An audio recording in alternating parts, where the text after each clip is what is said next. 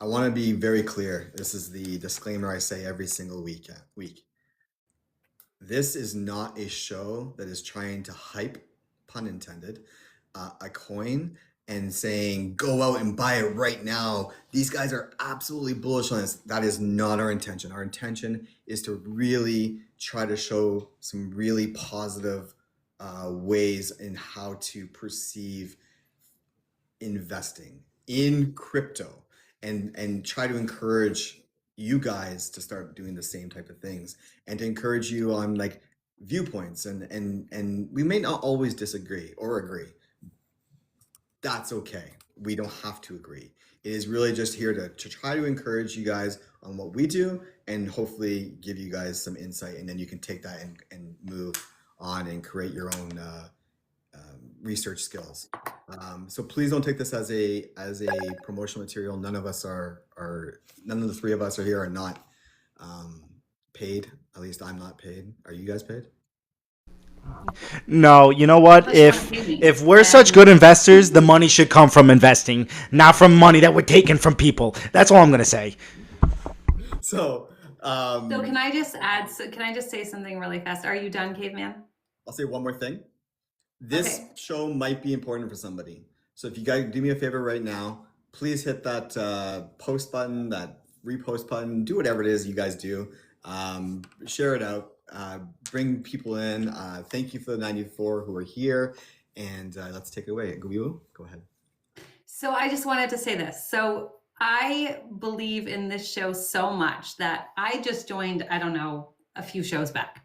But I'm not going to say the show because I don't want this to be like, go buy this token. But I was genuinely curious and I didn't want to do the deep dive.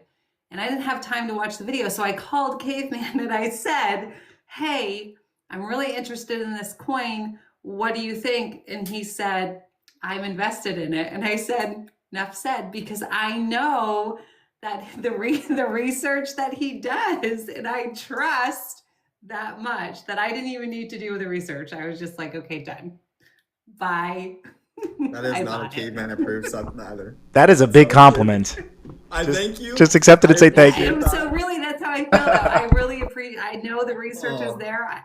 I know that he's just not willy-nilly going into these projects like, hey. So I was like, all right, enough said. Bye. Don't even explain it. Yes.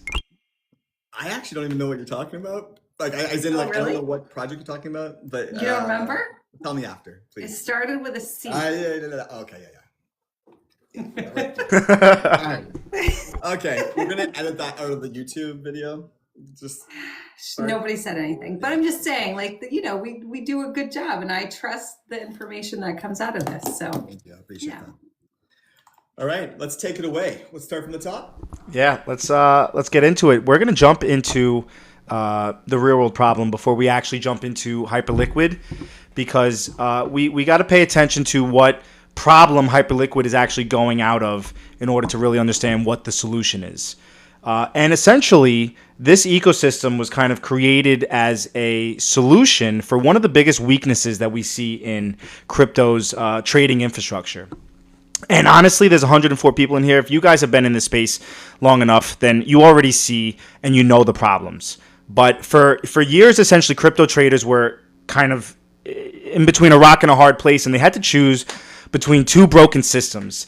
Either you're going to use a centralized exchange or you're going to use a decentralized exchange. And both of those, as we know it, come with their own trade-offs.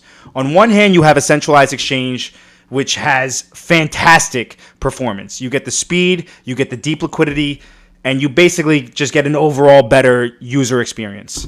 But the downside is pretty catastrophic, right? You don't actually own or control your assets. You're trusting this company, a middleman, or a platform, and over the years, your trust, as we've seen, has been broken repeatedly with these centralized exchanges.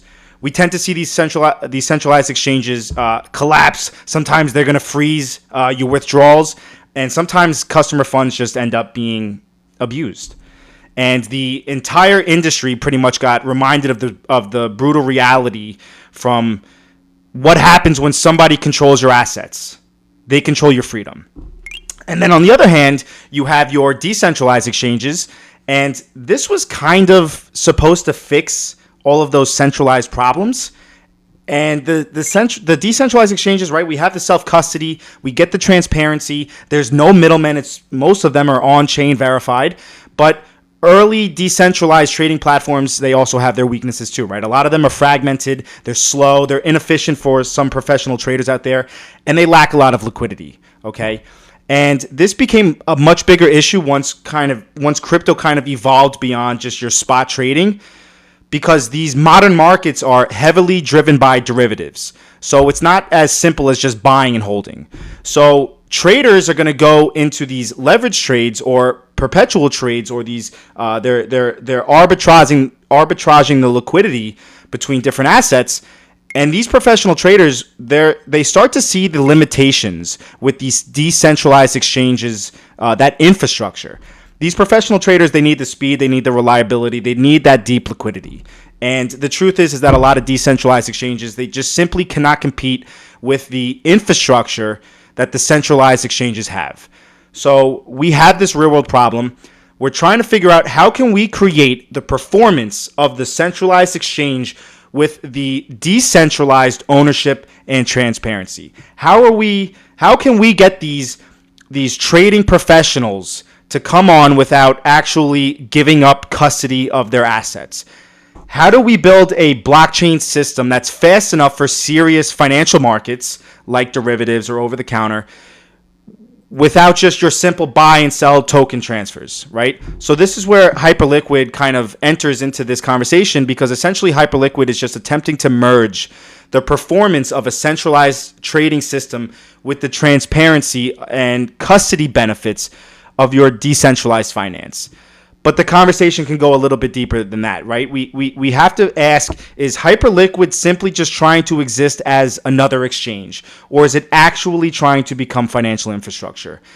And more importantly, as we get into it a little bit later, how does the Hype token actually capture the value of the growth that the platform could experience as more professional traders and more activity ends up kind of coming into this entire ecosystem? Would you guys like to add something? I'll ask a question because it's important to what we're talking about. I know, and I forgot to say this, guys. If you have any questions, put them in the chat. I'll write them down at the very end. We're gonna talk about it or answer their questions. But the question is important, so I'll ask it right away. Define perpetual trade. Yeah, perpetual trade is essentially what's allowing traders to speculate on the price movements. Whether it's going up or if it's going down, you're able to speculate on the way that the asset is going to fluctuate without actually owning the asset directly. And usually with leverage. It's pretty much leverage trading, right? And leverage trading is kind of what's dominating the modern markets, right? It's that the derivatives is what's dominating your modern markets. So they're trying to expand this ecosystem beyond just buying and holding. That's what a lot of traders like to participate in. Perfect. We will. I'm good. Okay. All right, let's jump into what Hyperliquid actually is. A lot of people are simply just going to try to coin it as a decentralized exchange. But honestly, I think that explanation is kind of a little shallow for this entire ecosystem. Hyperliquid is not just trying to build another trading application. From my research, I think that they're really trying to attempt to build an entire high-performance financial ecosystem all directly on the blockchain. And this is where things kind of become pretty critical, because most decentralized exchanges today, they're actually built on top of other blockchains, right? So, for example, a lot of them are going to utilize Ethereum or Solana or Base, meaning that the exchange itself is going to depend on another network's infrastructure.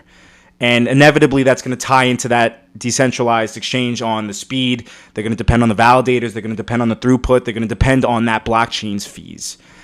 But Hyperliquid does something a little bit different here. They instead of relying on someone else's chain, they actually built their own layer 1 blockchain specifically optimized for the trading. And that's really important to understand, because they are essentially designing the blockchain itself around the financial market performance, right? They're not sharing a blockchain that has a little bit of NFTs or a little bit of gaming or a little bit of memes on there, but this blockchain is specifically focused around trading infrastructure. Now, technically, Hyperliquid operates using its own layer 1 blockchain and their own consensus design. And the goal is pretty much straightforward with them, right? They want centralized exchange performance while maintaining all of that fully on the chain. And I think that that's a reason that a lot of professional traders are so interested in this ecosystem, because it's going to require an extremely high performance, right? But if the infrastructure is going to be weak here, then the professional liquidity is going to leave. And if that liquidity is going to leave, then the traders are going to leave. And if the traders leave, then the exchange dies, right? That's just the reality of trading infrastructure. So as we mentioned before, Hyperliquid is primarily focused on perpetual tradings, right? And that's really one of the biggest sectors in here. And whether people like it or not, the leverage trading is the derivatives is really the dominant part to the modern financial markets. So even in your traditional finance, they still heavily are running with derivative markets. So crypto has kind of evolved into that direction. And this is really where we start to see Hyperliquid become more than just your decentralized exchange. Because now you see that they are onboarding the liquidity, the markets, the market makers, the traders, the settlement systems, the collateral. And when you see everything that is evolved around this ecosystem, the door opens to something much larger than just your decentralized exchange, right? You start to build a financial ecosystem, and I think that that's why some people believe that Hyperliquid could evolve into a much larger on-chain trading infrastructure layer as time continues, right? I should probably talk a little bit about the Hype token itself, because that's the native token that powers the Hyperliquid ecosystem, right? So since Hyperliquid is its own layer 1 blockchain, the Hype token is directly connected to the network itself. It's not just an application, right? So inside of the Hyperliquid ecosystem, the Hype token can play multiple roles. It could be involved in the staking, the governance, securing the network, the validator participation, incentives within the ecosystem, maybe even like a little bit of fees. And I'm sure Caveman will probably jump into the applications that are built on it as well, right? So Hyperliquid, I just want you guys to remember, it's not just another trading website application, but they are really kind of building an entire financial ecosystem directly on the blockchain. So the token itself, the Hype token, is tied to that infrastructure layer of the ecosystem. And that's kind of where we're at right now. Well said. Damn, good job. Yes, good job, Bully. So Okay. do you want to jump into the team? Good.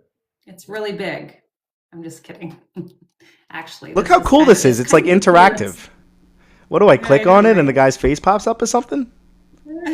Definitely not the second one. Or she has the special. Yeah, you're right. Keep going. Yeah, they kind of. I don't know what yours looks.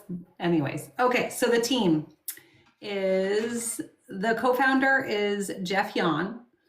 He has a Harvard degree in math and CS physics. He's an Olympic gold medalist. He went to work as a quant at Hudson River Trading, which is one of the most respected quantitative trading firms on the planet. Physics gold medalist. Oh, sorry, guys. Physics, yes. I put my comma in the wrong space. So physics, comma, he is the Olympic. Yeah, thank you for clearing that up. Yeah. Then he founded a company for trading before eventually building Hyperliquid. So this part really, truly blew my mind. He turned down over $1 billion in VC funding, venture capital, because he didn't want it. And he said, and I quote, no investors, no paid markets, no fees, and no dev team, no insiders. So I'm pretty sure he was pretty serious about what he was building. So then this is the funny part, because everybody else is like pseudonymous, like we don't really know who they are, but that's pretty common in crypto. So the other founder goes, and I'm probably going to butcher this, but it's Alinzik. Does that sound right? Ilian Inks. Ilian Inks. Thanks. Yeah, that's probably better. He was a Harvard classmate of Jeff's, and he's the core technical architect of the whole platform. So the two people who built the team went to school together. There is also a core contributor who goes by the name. Do you guys want to say it? Because You got it. Exelon. I couldn't. I don't know. Aluin. I'm sorry, I butchered it. I knew I was gonna. I tried. He has a background as both a trader and an engineer. Altogether, there are about 11 total contributors on the team. No marketing department, just engineers and traders. The team relocated, and I don't know if it should go here, but yeah, so they relocated to Singapore in 2024 because of the regulatory environment. And in 2025, they made over $900 million in profit. 11 people, no marketing budget, 900 million. That's a ton of money for, yeah. Insane. So that's. Can I add a couple of things to that team? Yeah, absolutely. It's pretty important to the narrative and connecting the dots, guys. Only reason I'm doing this. One of the big reasons Hyperliquid became respected so quickly is because Jeff worked at Hudson River Trading, which is one of the top quantitative high-frequency trading firms in the world. At HRT, he learned ultra-low latency systems, market structure, matching engines, liquidity behavior, and high-speed trading infrastructure. That experience directly shaped Hyperliquid. And then he went and founded Chameleon Trading. This was a crypto market making and quantitative trading firm. A market making, AMM, and quantitative trading firm. It's important because market makers understand liquidity, slippage, exchange weakness, trader psychology, and order flow. Hyperliquid was basically built by someone who deeply understood why traders hated existing decentralized exchanges. And she talked about the VC thing. Guys, as somebody who has been a serial entrepreneur, if somebody is willing to invest in themselves with time, that is one thing. If somebody is willing to invest time and a shit ton of their own money from the Chameleon Trading, where they got all the money from, that is absolute boss behavior. I cannot be more clear than that. So sorry, I just wanted to say those things. No, that's, yeah, important. Bully, did you want to add anything? You guys knocked it out of the park. Yeah, pretty cool. Definitely a cool team. I mean, out of all of it though, the turning down the $1 billion blew my mind. Just good for them. Can't be bought. Definitely believed in the project they were building, I would say. All right, tokenomics. Let's get into it. Hype, yeah.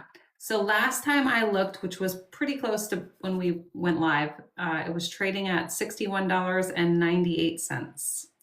The total max supply is 1 billion tokens, and they were distributed in this way. So 31% went to the community airdrop on November 2024. That's 310 million hype. And this was the largest airdrop in crypto history at the time. But it went to real users actually trading and not, people who are just stopping in and hoping for or VCs free airdrop. in early lockup, right? Right. Yep. Let's see, 38.8% is reserved for future emissions and incentives. This is a long-term fuel for growing. This is the long-term fuel for growing the ecosystem. The foundation gets 6.4% of the operations and ecosystem support, and 23.8% goes to core contributors with vestings that return late 2027. That works out to about 9.9 million hype per month hitting the market. So that is some real sell pressure. That was the only negative that I saw for the tokenomics. There's zero VC allocation, none, no investors, no unlock pressure. But personally, this is the part of the tokenomics that I think is the most interesting. 97% of all trading fees are used to buy and burn hype every single day. That's roughly 21,700 hype are burned every day. That is definitely deflationary. The annualized return from free buybacks is over $616 million. And right now there are 255 million hype in circulation. Yeah, so I think the tokenomics, what do you guys think about the tokenomics? We're giving that a thumbs up. I have a question for you, and this is more just like a. I hope I can answer it. No, it's a question for you. This is where, like, I always laugh about market cap, the conversation. We know there's 1 billion coins. We know. It's not a maybe. It is going to be out there in the wilderness somewhere at some time. So is there sell pressure? Like, right now that there is. Not maybe. It's not like they're opening a door and saying, peekaboo, uh-oh, we're in trouble. We got a whole bunch of coins you didn't know about. Here it is. They exist. Yep. They're just looked up. So my answer to that is actually that's one of my problems or cons or not so good is that I feel like some of the price is already expecting that. It might already be priced into what it is now already. So, yeah. Okay. Yeah. Bully, how do you feel about that? I'm sorry. What was the question? Did I lose you at peekaboo? You got me a little. You got me blushing over here. How do you feel about the whole like the billion regarding the tokenomics, right? So there are 1 billion coins. Not maybe, there are. We all know there is. It's all coming eventually. So do you feel like this unlock, no matter what that looks like, do you feel like that's a non-factor for you? Like it's already built in, or do you think that should have a downward pressure on price? No, I think inevitably this is what a lot of people tend to kind of flee from is the inflationary money supply. When you have a hard cap, this is something that a lot of investors want to look for, let alone when you have, what did you say? It was 21,700 of a daily buyback. So there is kind of that consistent movement of that within that ecosystem. And to be honest with you, I know a lot of people tend to kind of look down on the escrow with monthly releases for certain projects. And I think that when you have an expectation of what the supply is going to be, right, there will never be any more to that. Not only are you attracting the speculative retail guys, you're attracting the people who are solely investing based on pure supply and demand dynamics, really looking at the tokenomics. But you're also attracted to the people that want to participate in that ecosystem because they know their coins, as long as this ecosystem succeeds, are only going to become more important and vital to the growth of that ecosystem simply because there will never be any more.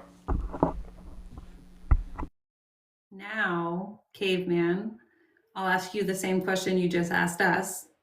And I'll also ask, do you think that the burn affects that for you at all?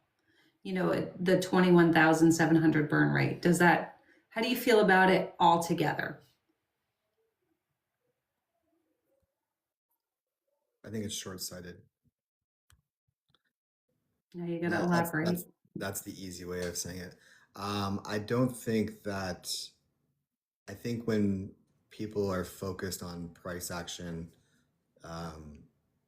because of like past like transgressions against you, and that we've been in a speculative market, and the downward pressure is definitely real. It's a real thing for a very long time. I don't. When you see projects that are being built right here, right now, like Hyperliquid, I think it's a short-sighted vision. I think that the release of tokens into this market will be needed. So that's what I think. For a couple of things that we're going to talk about in the near future, by the way, 3 different things we're going to talk about in the near future as well. Why this is needed.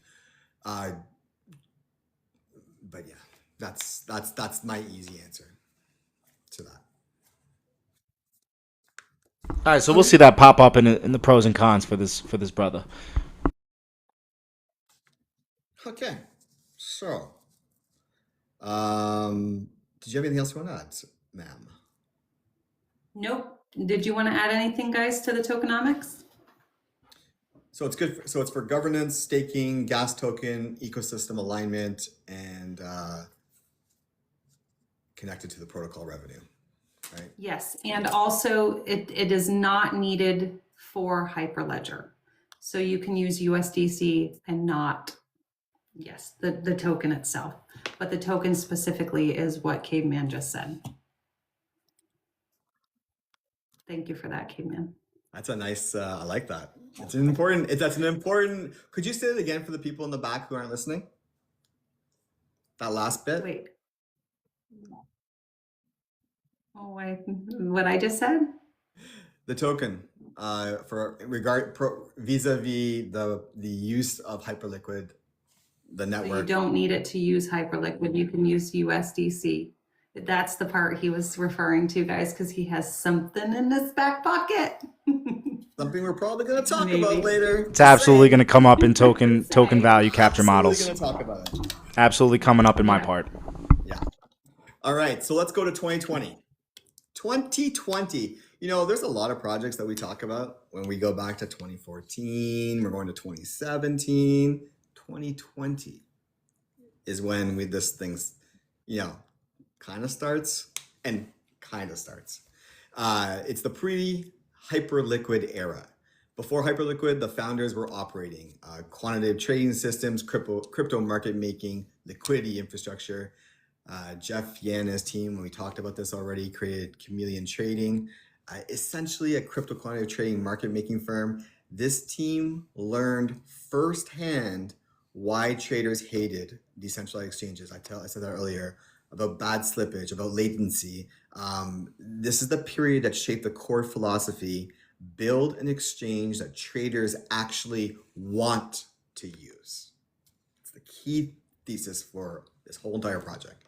In 2021, research and architecture phase. During the 2021 bull market, DeFi exploded, if any of you guys were around. Perpetual futures demanded also exploded. Centralized exchange dominated derivatives. At the time, on-chain trading felt slow. Bully is talking about it. Gas fees were terrible. Order books on-chain barely worked. Hyperliquid team reportedly began designing, as Bully said earlier, a custom layer 1, a full on-chain order book, low latency infrastructure, high throughput execution systems. And instead of building on Ethereum or Solana or Arbitrum, they chose to build a customized, optimized chain. This was very controversial because launching a new chain is much harder than launching an app. Now, the main founders, the two that, specifically the two that we just talked about, had a key strategic decision. They decided no major VC dominance, community-focused distribution, product-first approach. This immediately differentiated Hyperliquid from heavily VC-controlled protocols and token launch first ecosystems. A token launch first ecosystem, for people who don't know, is this.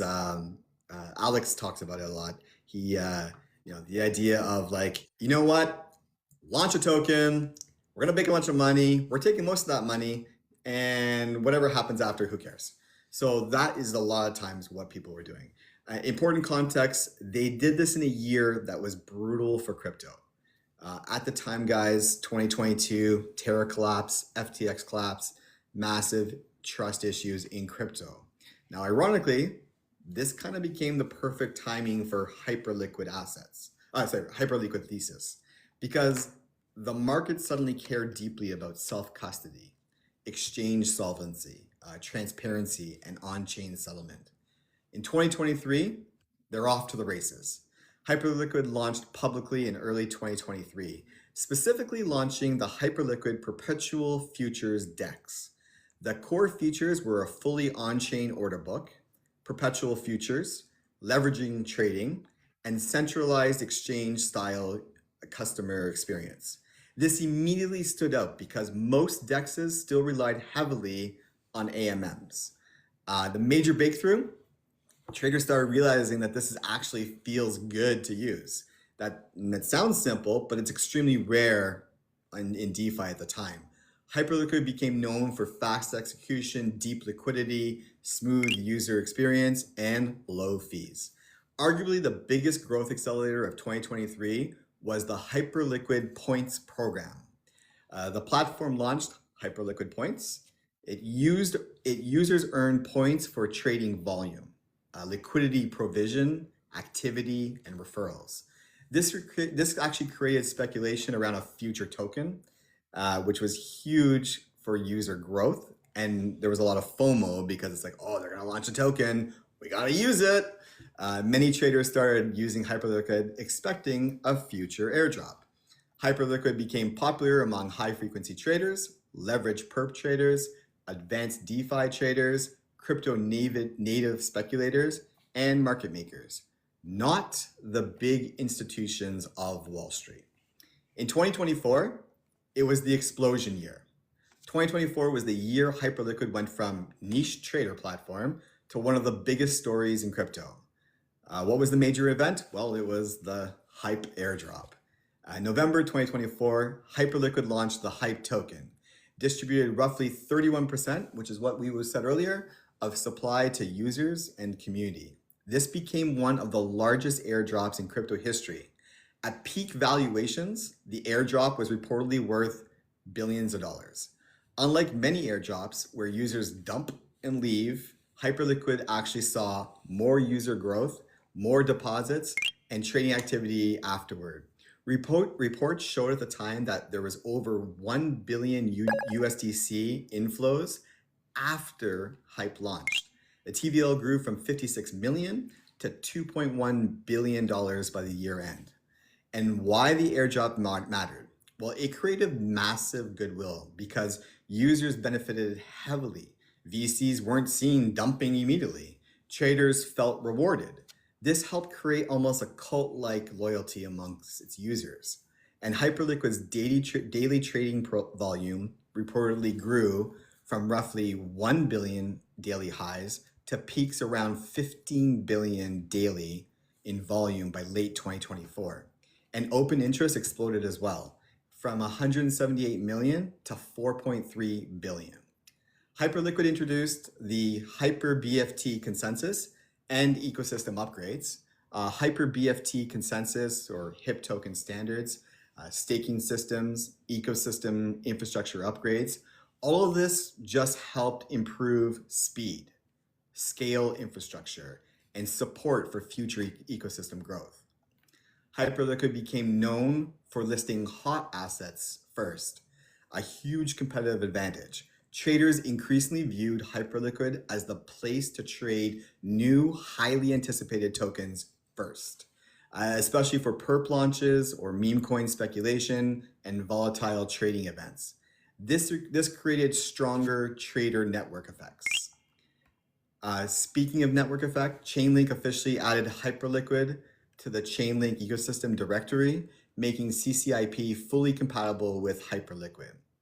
By December, as Hyperliquid became larger, security and decentralization criticism increased. There was concerns included validator concentration, decentralized questions started coming up, and governance concentration. And there were security risks. Specifically, a MetaMask security research reported that North Korean linked Lazarus addresses interacted with Hyperliquid. This caused fear around reconnaissance activity, future exploits, and security vulnerabilities. People became nervous because crypto remembers Ronin, Harmony, and other more recent exploits in crypto. But there were no catastrophic protocol exploits at the time. The concern was more reputation and security monitoring related. By the end of 2024, Hyperliquid controlled roughly, by 2024, Hyperliquid controlled 56% of decentralized perpetual futures trading market share. 56% of the share. This was massive because it started seriously competing with DYDX, GMX, and centralized exchanges. 2025, Hyperliquid becomes a giant. This was the year Hyperliquid became dominant. By early 2025, Hyperliquid reportedly controlled 70% of decentralized perpetual futures volume. By mid-2025, weekly trading volume averaged 47 billion, with peaks of above 78 billion in a single week. Open interest also exploded from 3.2 billion in late 2024 to 15 billion by late 2025. Hyperliquid started approaching centralized exchange scale, which we're going to go into TAM after, so I won't say anything. I won't take away his shine. But what they had done in such a short time, it's enormous. An enormous achievement. I actually literally wrote that in my script. That's crazy. What I just said. I'm not going to take away your shine. By early 2025, Hyperliquid reportedly controlled 70% of decentralized perpetual futures volume, and all the pieces started coming together. One of the most important technical milestones occurred. The Hyper EVM mainnet launched in February 2025, which added smart contract functionality, programmability, and Ethereum compatible infrastructure, meaning Hyperliquid stopped being just an exchange and started becoming a broader blockchain ecosystem. On August 12th, 25, this one's for you, Farrell. Thank you for this. Anchorage Digital Bank announced that they were going to custody Hyperliquid's native token Hype. Anchorage announced that institutional custody support for Hype and Hyper EVM support, staking access, and institutional self-custody integration through Porto, and support for Hyperliquid's ecosystem assets. Then in November 21st, Anchorage doubled down and they expanded support by adding Hype staking, Hypercore support, and validator infrastructure through Figment. Even Circle bought stake in the company, and they went on record saying that they were seriously considering becoming a validator for them. However, with great power comes great responsibility. There was a major liquidation event, in case you guys were in a cave and didn't get to see it. It was one of the largest stress tests occurred, which was the good old 1010 last year. According to SEC filing disclosures, massive market volatility triggered huge liquidation and cascades, and over 19 billion leverage positions were liquidated across crypto markets. More than 1,000 Hyperliquid wallets were fully liquidated. So why does stress testing matter? Well, this tested liquidity depth, risk systems, matching infrastructure, liquidation mechanics. The protocol survived the event, which many traders viewed as proof of robustness under stress. But critics will argue that leverage system remains dangerous and cascading liquidations could still create a systemic risk. Some will also say that we need to have circuit breakers in place like TradFi does to avoid this from happening in the future. But even with 1010 Hype token, well, it became one of the strongest performing major crypto assets of 2025. Why? Because Hyperliquid generated real fees, real volume, real usage. And in late 2025, the protocol had one of its biggest upgrades. HIP-3 launched. This allowed anyone staking HYPE to create perpetual, sorry, very important I say this. This allowed for anyone staking enough HYPE to create perpetual futures markets permissionlessly. Hyperliquid instantly became more decentralized or open for market creation. And 2026, which, you know, we're only 5 months in, it's what's dubbed as the institutional era, which is our current phase. Hyperliquid is transitioning from crypto native phenomenon to institutional financial infrastructure. And there's a race, and that race is called the ETF race. And Hyperliquid is one of the first new generation protocols where issuers are aggressively racing to launch spot style products. The current HYPE ETF players, 21 shares, the first US listed Hyperliquid ETF product, ticker is THYP.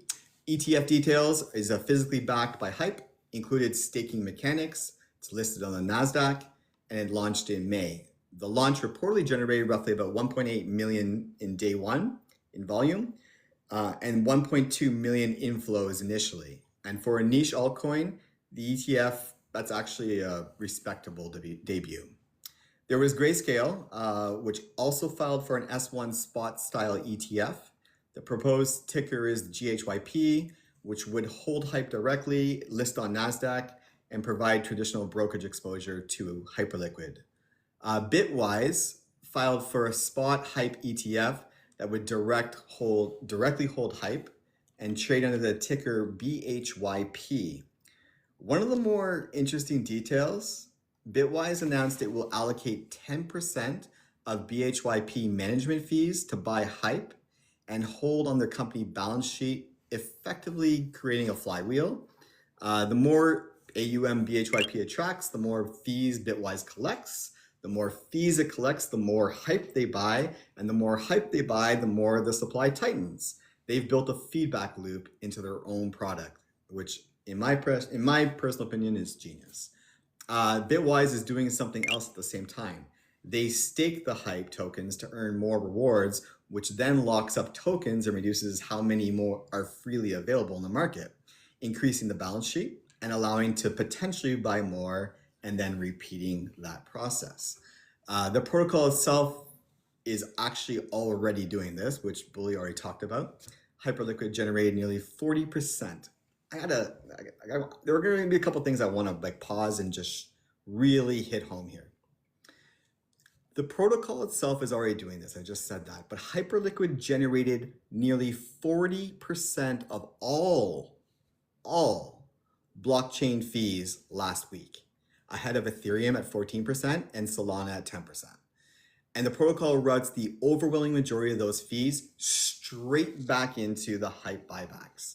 So you now have 3 parallel buy pressures on the same asset. First, you have the protocol fees buying and burning HYPE on chain. You have the ETF staking awards compressing circulating supply, and you have Bitwise balance sheet accumulating HYPE with management fee revenue. It should come to no one's surprise that HYPE was roughly doubled in the price since the start of 2026, rising from $22 to over $44, reaching a top, and then today is 62, Wewo, right? Should I tell her she's muted?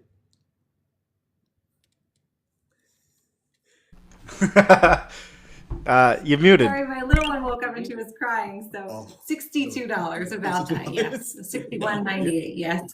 I appreciate it. So at $44, it reached a top market cap of 10.6 billion in under 2 years of trading. That's just wild. But the number that not a lot of people are talking about, except for, and I'll shout out people when they deserve it, Alvarez for this one. A wallet linked to Andreessen Horowitz bought an additional 372,000 HYPE, worth roughly about 16.91 million, bringing a total accumulation since mid-April to approximately 90.87 million. Why do we think, the three of us, why do we think this matters? Well, the ETF thing. Hyperliquid is transitioning toward an institutional financial infrastructure asset. It's a massive shift. ETF issuers are basically saying there's enough liquidity, enough demand, enough market structure, and enough investor interest to package hype into traditional financial rails. They care about Hyperliquid because it's one of the largest decentralized derivative venues, one of the highest revenue generating crypto protocols with a serious on-chain trading infrastructure layer. The protocol reportedly processed hundreds of billion dollars in derivatives of volume in Q1. The really interesting angle, though, is Hyperliquid's ETFs are also happening during the rise of tokenized equities, on-chain perps, decentralized capital markets, and synthetic markets. You guys already wrote it in chat, I saw it earlier. A hot topic example is SpaceX. Platforms built on Hyperliquid have recently launched a speculative pre-IPO market. Now, what does that mean? Well, you can now bet, usually with leverage, on a price movement one way or another. But it's opening up liquidity corridors that traditionally have been only for the likes of venture capital firms, accredited investors, and private equity. Now coming on-chain globally 24/7. If Hyperliquid becomes the dominant on-chain derivative venue, the Binance of decentralized trading or a core layer of tokenized capital markets, then ETFs become a gateway for hedge funds, for RIAs, for traditional brokerage accounts, for retirement portfolios, for institutional allocators to gain exposure. Why the ETF race matters so much, guys, is because historically ETFs legitimize assets. They deepen liquidity, they expand access, they increase institutional visibility. Even filing activity alone often changes perception.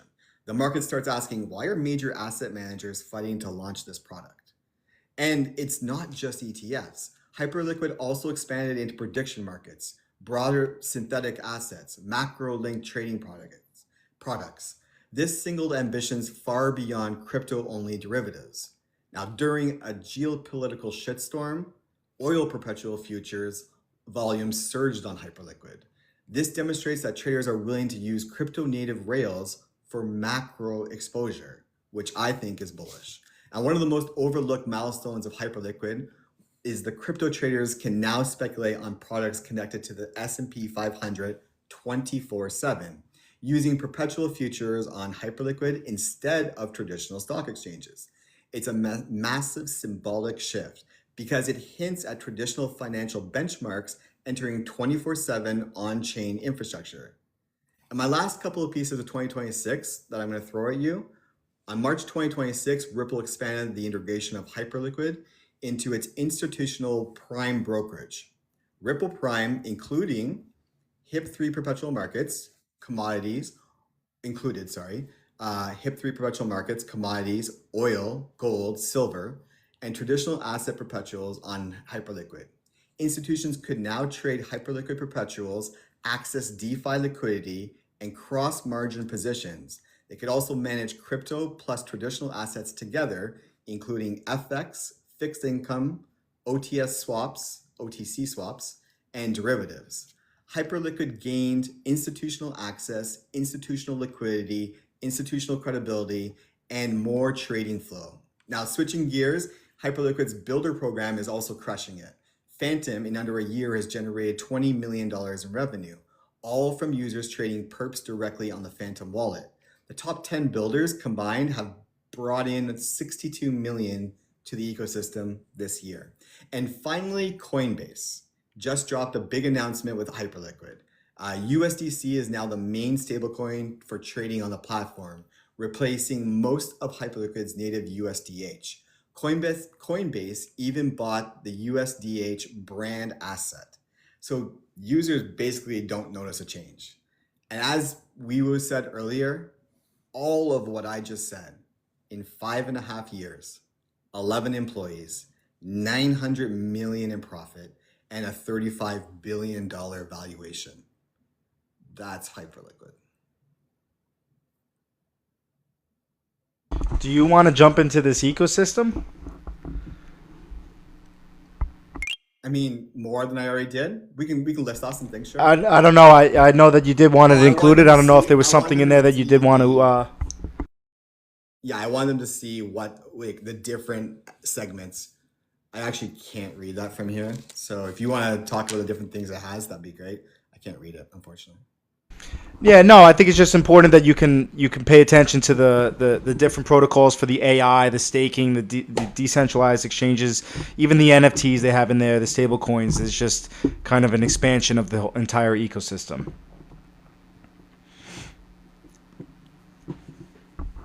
She's a beast. Mm-hmm. All right. Now, compliance and regulations. You heard some good stuff, guys. You heard some good stuff. With all good, there's some bad. We will? Yes. All right. So compliance and regulation. Let's see. So the team moved to Singapore in 2024. Pretty straightforward why. US regulatory stuff is too harsh over here for them. So I read an article by Yahoo Finance, and the article was titled Why I Wouldn't Touch Hyperliquid with a 10-Foot Pole. And so the only reason I like this article is because I kind of agree with it. Not that I wouldn't touch it. I'm not saying to buy or not to buy. I'm just saying the reasoning behind it. There's no KYC on Hyperliquid. So you just connect a wallet and trade. And for now, a lot of DeFi users, that's really great. But in the future with regulatory, from a regulatory standpoint, that could be a risk. So I just wanted to point that out. So essentially that's what they went through and they said is, with the regulatory structure coming for the United States, the KYC and the decentralized DeFi, that stuff might not be really good for, that. So just touch on that real quick. So something I do want to give them credit for as far as there's not a lot of regulatory stuff. Like sometimes we have ones that are really compliant and, I didn't find a whole lot for this, but in March 2025, Hyperliquid voluntarily removed wallet addresses linked to North Korea. And just real quick, do you guys know why we don't like wallets from North Korea? Well, there's a lot of hackers from that area. So the Lazarus group is known for hacking and stealing billions of dollars. So any North Korean addresses, not good. So they did that voluntarily. They didn't need somebody to step in and say, hey, what is this? Get rid of it. So it seems like they're trying to be very transparent and compliant on that side of things. And so like I touched on before, so I think they would fall under the classification for the Clarity Act as a commodity. But with the Clarity Act, I think they might have a little legality problem with the KYC stuff. So I guess we'll have to see what comes from that whole side of things. Do you guys want to add anything to the regulations stuff? Got a couple things. So you want to do it first? You want to do it? No, you go ahead. Oh. Are you asking me? Yeah, do you want to do it? I mean, I have some questions, but you go ahead and. Okay. So so yes, KYC 100%. It's also anti-money laundering, right? That's also part of it. That's AML, yeah. AML, right? So a couple things for that. So compliance tooling is starting to emerge for Hyperliquid. Blockchain intelligence firms are starting to come online. AML mining providers started supporting Hyperliquid tracking. An AML bot added Hyperliquid transaction tracing and sanction screening tools this year. Another thing that they are doing is they've gone on a lobbying structure, or like a policy that they're working on. Hyperliquid Policy Center was launched. It's led by Jake Chervinitsky. The organization argues that non-custodial front ends should not be forced into bank-style KYC rules, that financial privacy matters. Software developers should not become surveillance intermediaries.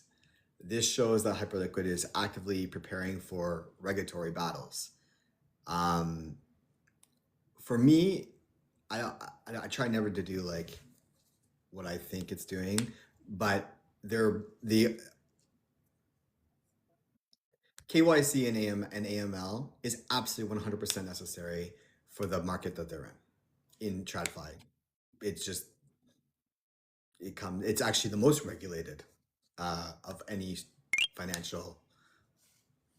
It just is. So they're probably going to take the banks.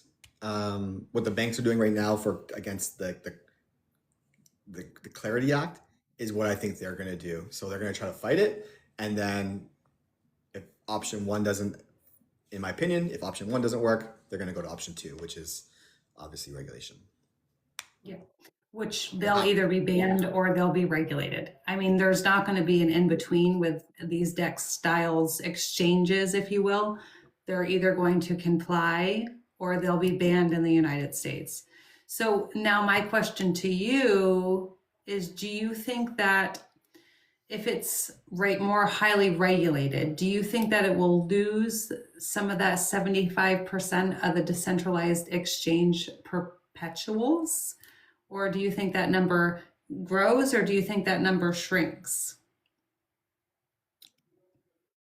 I think it depends on the way that they write it. Like it's if they could figure out if the decentralized leveraging aspect to it can actually coexist with the future financial regulations for it.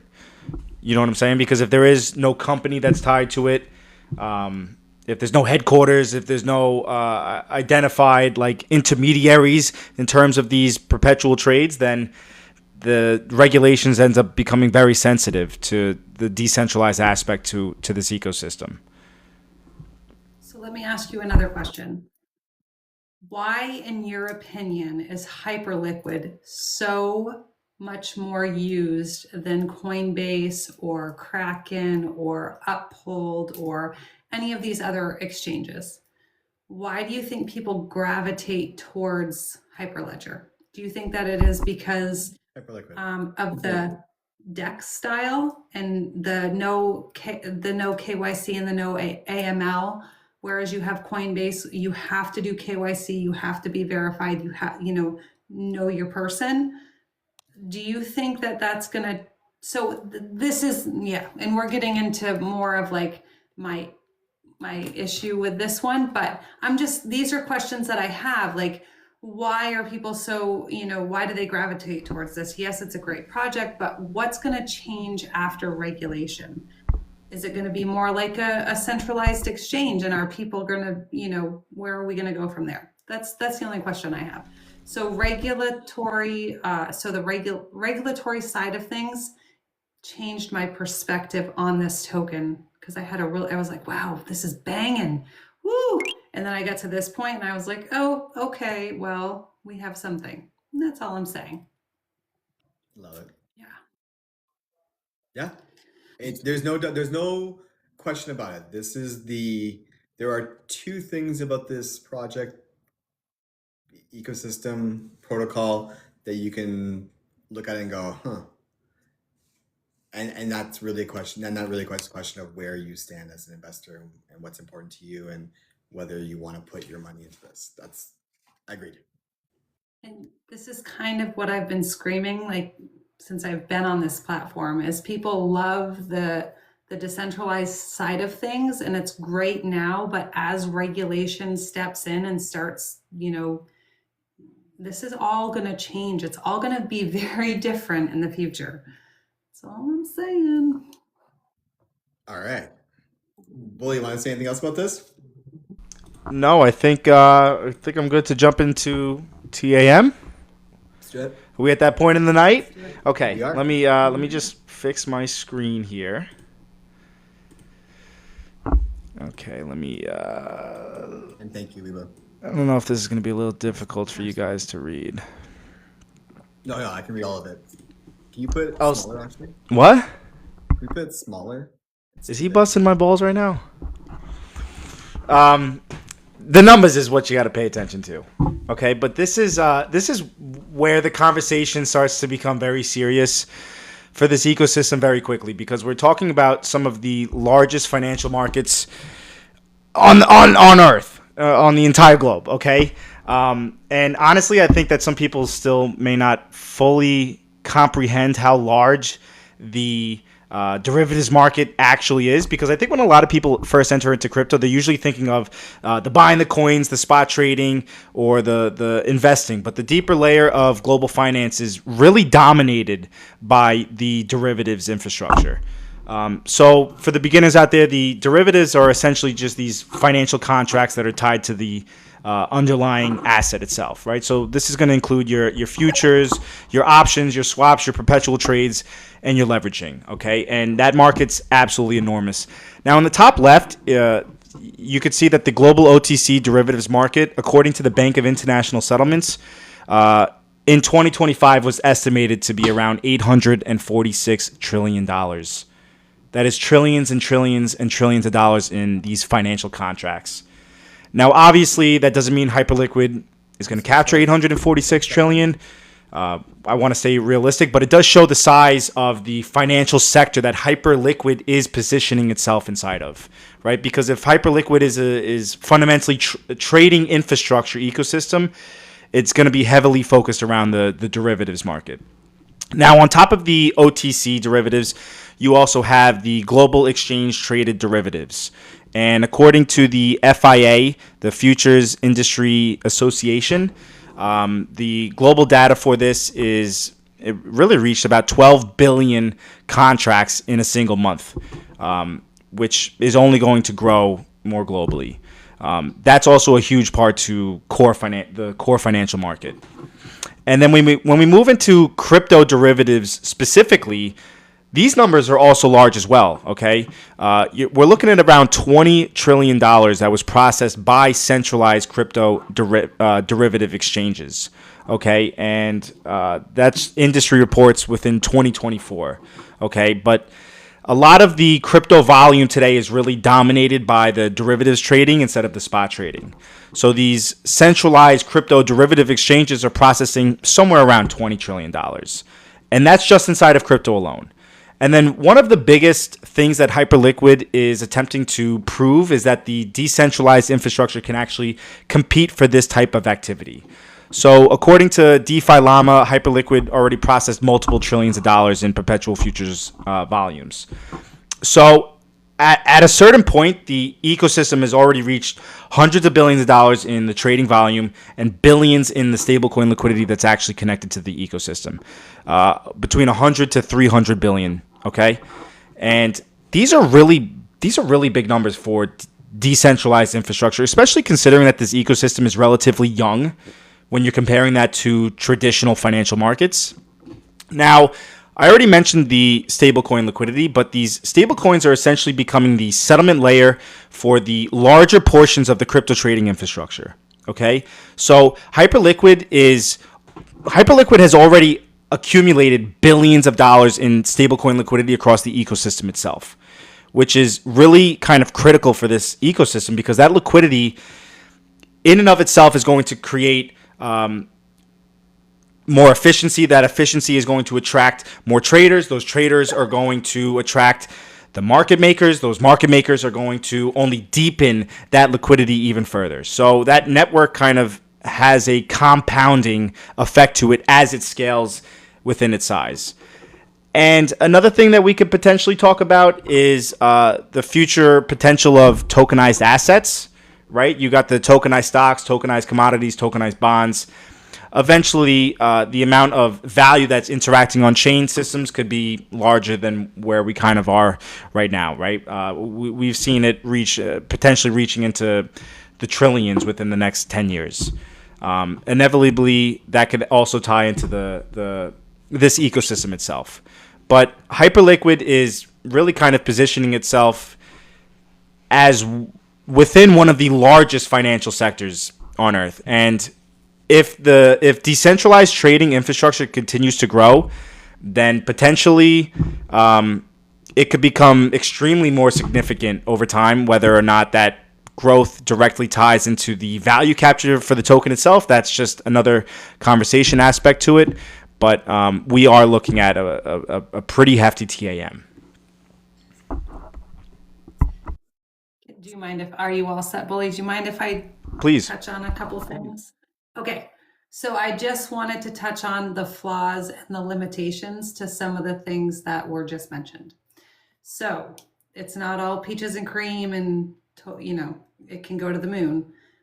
So the first problem with total adjustable market is regulation can cap the growth.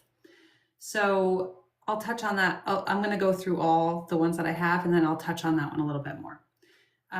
Most traders still use centralized exchanges, which will be in the end anyway.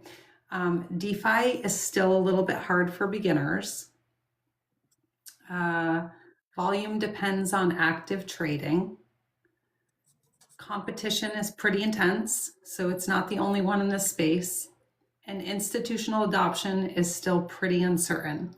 So those are like the 6 things that can kind of, take away from a little bit of that. But let me touch on the regulation side of things, because this was interesting to me, because I didn't really understand that they could cap it, right?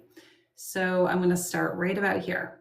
So if rules tighten, regulators could require identity verification and restrict how much leverage is allowed, block certain countries from accessing derivatives, or pressure platform handling leveraging trading to allow stricter compliance rules. And if that happens, Hyperliquid could still operate, but the size of the market it can access may shrink, especially if fewer traders are able to or allowed to use leverage in the way that they can today. So, yeah, I thought that was interesting. So if rules tighten, platforms could face limits on leveraging, stronger KYC requirements, or country restrictions. That's pretty much it. So that could tighten that total adjustable market cap a little bit. Inevitably impacting the amount that can move onto chain, let alone decentralized infrastructure. Yeah. So that's just another cascading reason why it's really important to pay attention to the regulations. Do you guys have somewhat of an idea of when they're going to really kind of hone in on the decentralized infrastructure in terms of the regulations? You think it could be the next thing that they look at? So I feel like a lot of that is going to be part of, the Clarity Act, but I can tell you that right KYC. now, this project is definitely in the bullseye of Clarity Act. That is an absolute guarantee. There's no way financial institutions and or government want this to just do whatever it wants. So KYC and AML is going to be a big part of the Clarity Act, and you're going to see a lot of these. That's kind of what we're waiting for, to see what stays and what goes. Regulation is going to change everything, guys. It's going to change everything. But good and bad. Good and bad. I disagree with that. I think for some of us, it's going to be good who have positioned ourselves in a way to take advantage of this system. But I think in the end game of this system is definitely not good. Yeah. But so back to value, sorry, go ahead. Keep going. No, you're good. I just wanted, there was a couple things you missed, Mr. Bully, for TAM. Teach me. Global Forex market, the FX market. It's like 7.5 trillion daily. It's a possibility that they can get into that. Tokenized real world assets. Tokenized stocks, bonds, treasuries, commodities, synthetic assets. Forecast by 2030 is 10 to 30 trillion. The prediction markets, which they're already in, is worth billions of dollars. I don't think there's anything else. Yeah, I think that's it. Like I'm not sure the how much. TAM for a project like this, if they survive the regulatory gauntlet they're about to go through, on the other side is it's definitely something that will be noticed. I do just want to state that the FX is tied into the OTC derivatives market, but the FX is represented about 7 trillion. But it absolutely is a specific sector. Bully, I'm sorry. Can you say that again? Yeah, the FX market is representing probably around $7 trillion. Really? But it is tied into the global OTC derivatives market as well. Yeah, it does overlap a little bit. And at this present moment, Hyperliquid does not touch any of that FX, none. But eventually, with everything that's coming, it will definitely overlap in for sure. If it, like Caveman said, is around after the How does regulatory it stuff. attain value, Bully? Oh, yay, let's Yes. We see this, right? do we have that one? Okay. I always think that this is probably one of the most important parts of the entire episode, because this is where we stop and we actually stop talking about the ecosystem and we start talking about the token itself. And we are investors. If we're kind of, some of you guys maybe want to participate in the ecosystem, but we're looking to make money here, right?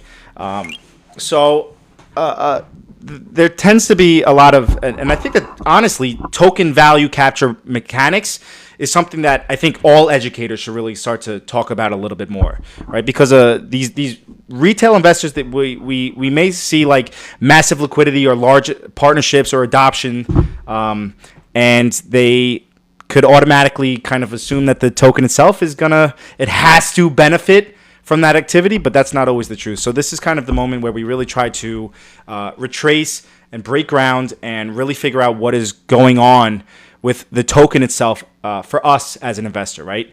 So we got to be pretty blunt about Hyperliquid and the Hype token. So the good news is that compared to a lot of crypto projects, Hype actually has a pretty strong foundation than most tokens that are kind of out there, right? Because this is a layer one, and it has a lot of users in there. There's a lot of liquidity. It's actual real financial infrastructure.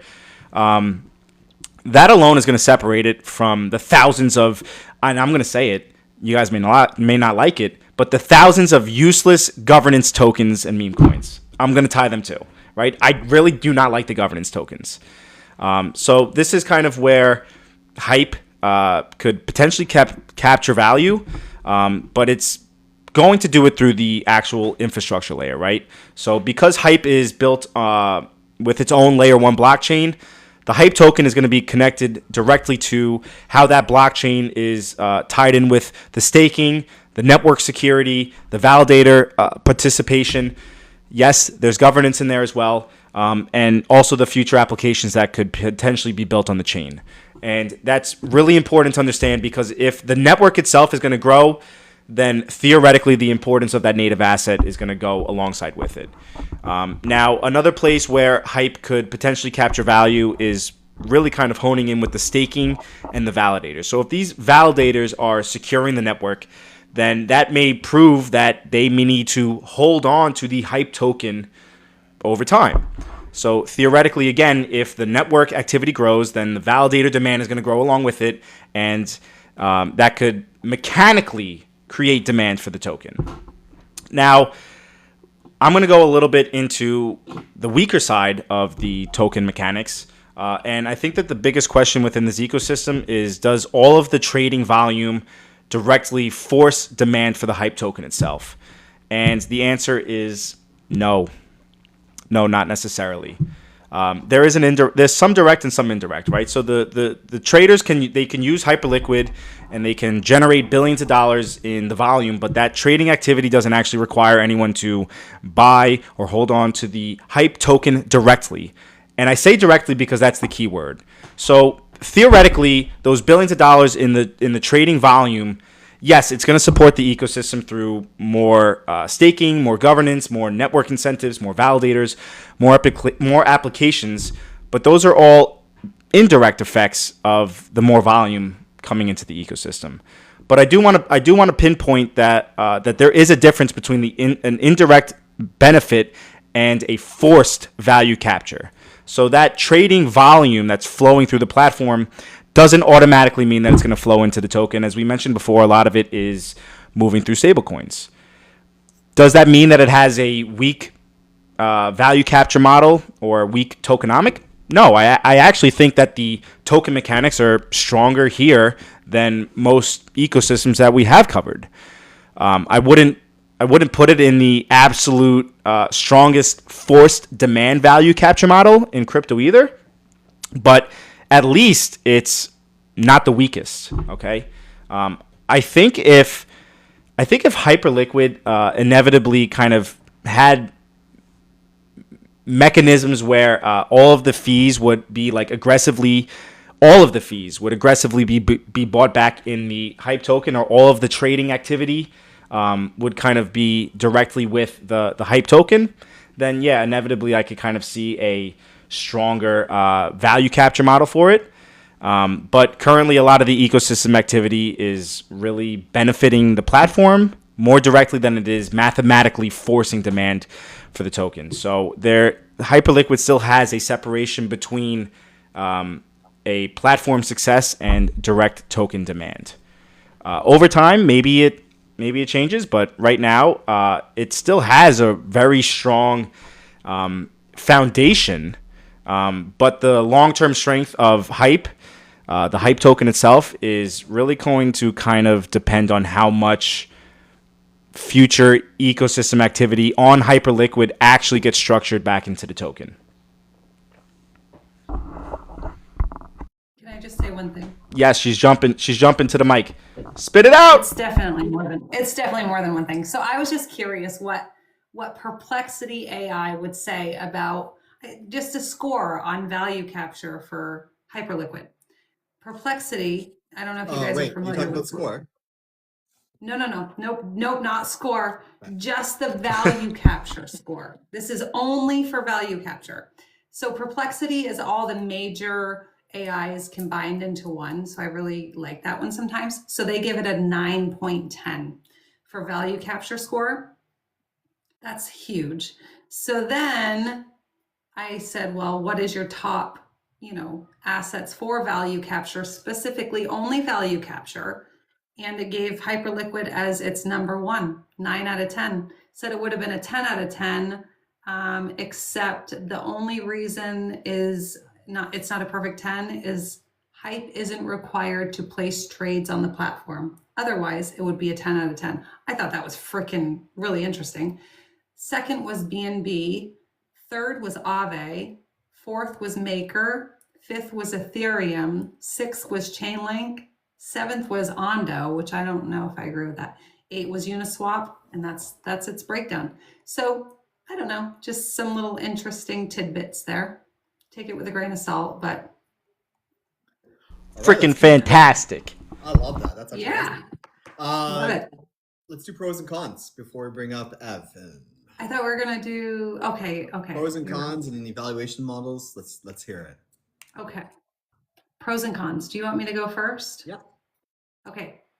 For the good, I have Hype is deeply tied to its ecosystem through incentives, governments, and buybacks in the burn mechanism. March 2025, Hyperliquid voluntarily removed addresses from North Korea. 70% plus of the DEX prep market. $616 million in annualized revenue. 97% of those fees go to buying and burning. No VC, no insiders, no marketing budget. So the bad, hype is not required to trade. So Yahoo Finance, here's why I wouldn't touch Hyperliquid with a 10-foot pole. The first major problem, well, one major problem is the KYC and AML. It's heavy dependence on leveraging trading. A lot of Hyperliquid's volume comes from perpetual futures. So essentially the concern is that if traders stop using leverage during slow markets, the volume revenue could fall. Hyperliquid is not battle tested, so it's fairly new. DeFi carries smart contract platform risks. Even strong projects can have exploits, bridge issues, and liquidation cascades. Token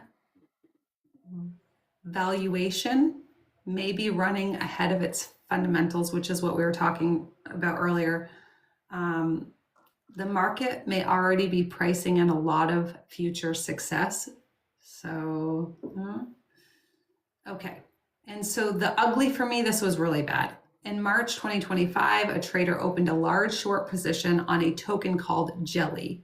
Then the trader pumped the price of Jelly to try to force Hyperliquid's liquidity vault, called the HLP, to absorb massive losses. The idea was to break the vault and cause a cascade.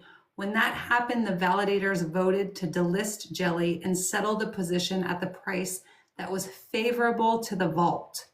It worked. The vault was protected, but critics immediately pointed to a real contradiction. A platform that markets itself as decentralized just made a very centralized decision at the exact moment it mattered the most. 13 validators made a call that affected anyone on the platform. And the Binance and OKX listed Jelly futures the same day that all of this went down. A lot of people in the space saw that as a coordinated attack on Hyperliquid and not so much a coincidence. And so did we ever touch on that there's only 16 validators for Hyperliquid? Thank you. That too. It's kind of a concern for me anyway. Yeah, so that's the good and the bad and the ugly for me. Thank you, Wewo. And Bully? Here I come. Short and sweet, guys. There's real infrastructure tied to the ecosystem. The trading on here is really strong. There is really deep liquidity compared to some of these other projects. They have their own layer one, and the adoption is growing, right? The downside is that the volume, the trading volume doesn't create a forced demand for the hype token, which is fine. I think that there could be some regulatory risks, right? We didn't go into the competition, but that's okay. I think that overall that there is competition in terms of the entire DeFi space, and I'm gonna go with that. Caveman, run us through it.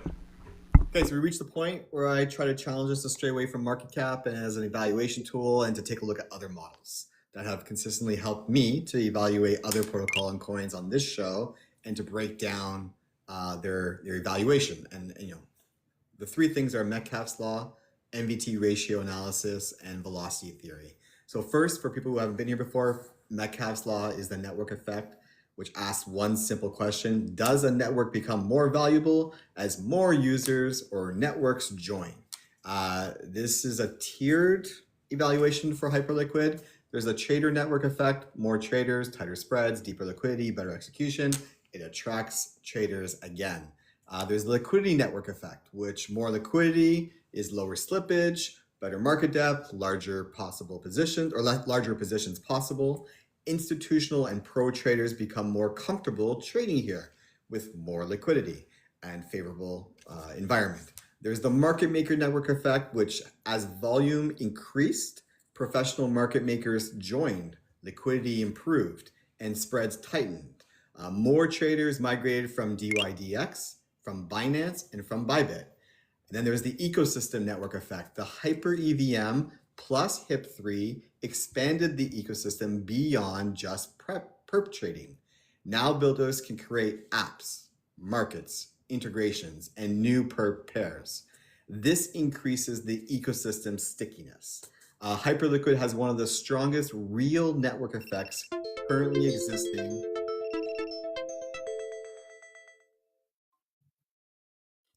Hyperliquid has one of the strongest real network effects currently existing in crypto trading. The NVT ratio analysis is the second model. What that means is the token valuation justified by the actual economic activity? So in simple terms, NVT is network value divided by transaction volume. So a high NVT is possibly an overvalued or speculative asset. A low NVT is a stronger real usage or value flow. Hyperliquid generates massive real trading volume, real fees with real revenue and real on-chain activity. At times, Hyperliquid reportedly generated more on-chain fee revenue than most major L1s.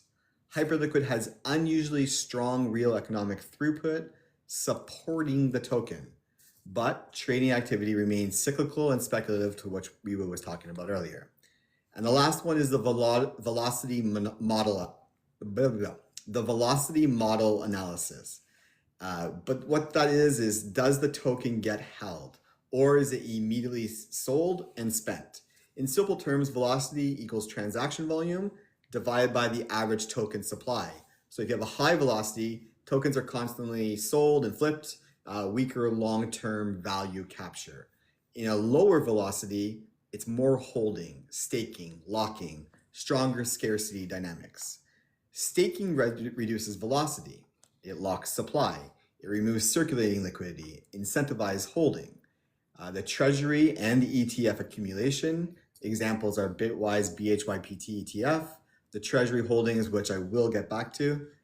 Thank you to Money Talks for this. And the ecosystem reserves and the protocol-owned positions, which help reduce the free floating supply. Buyback mechanisms matter because protocol fee buybacks create recurring demand and long-term accumulation pressure. One negative is the token, as Bully just said, is it's not needed for trading necessarily, which obviously is not a great thing. So that is what I have regarding the evaluation models. I didn't give you any numbers for obvious reasons. We'd like to bring up the man, the myth. Let's get him up here. Change our minds. Oh, shucks, my video's off. Man, thank you guys for having me so much. Here it comes. Hang on. Nice to be here with you. I've loved the conversation so far. Thanks, Evan. Appreciate that. Yeah, thank you guys for having me. Of Is course. my audio okay? Fantastic. Perfect. Okay. Thank you for being here. Yeah. Don't let me derail you. If you ask me a question, I didn't hear it as I was connecting. And if not, please continue, and I'll just jump right in where you tell me. So, Evan, is there anything that we said? Is there anything that you that glares at you immediately, where it's like, hey, you know what? Have you ever thought of it this way? Or actually, you guys were totally wrong. You guys made excellent points about pretty much everything all night, and there was a lot of stuff that I learned from, a lot of stuff that I enjoyed engaging with and wanted to engage with. I will just quickly catch you up to my take that I agree with Perplexity and many other opinions. My own opinion is that Hype, the token, has some of the best token market fit we've ever seen in crypto. Because even though Hype is not the primary token used to trade and settle, every trade generates activity that leads to meaningful burning or meaningful reacquisition of that token. And people love to trade on Hyperliquid. More people are trading there all the time. And it all goes back to this mechanism that makes the token, in a world where people are investing in, I don't know, VeChain or ICP because of the value it might have someday. The value this is generating and capturing with this new instrument right now is immense and powerful. It's not speculative, it's real. So that's my observation. I also share a lot of the concerns, because especially the centralization, huge concern. if they have the key to turn things on and off and will use it, I don't like that. I also am curious about how they will fare in a future where laws might change. But the question I wanted to ask, actually, if I could, is you shared just some of your concerns about, I think you said, you will use a centralized exchange. You believe, I'm reframing, that the future we are headed towards, it seems more likely than not that protocols like this will be outcompeted, maybe because the laws change. Is that like an accurate representation at the base level? I think it's an accurate representation. I think that where we're going, the DEX side of things, it's not going to be there so much anymore because of regulation. I feel like we're living in like the wild, wild west. That's a key term we hear in this, space a lot. We live in the wild, wild west. And I think with regulation, when that comes in, these DEX styles exchanges where it's, willy-nilly, you can buy and sell and trade and swap, however you want. I do think that's going to go away. I think it's going to be a lot more regulated, like the stock market. It's going to be more, yeah, I think it's going to be more regulated for sure. Okay. Thank you for taking the time to explain. I agree with you.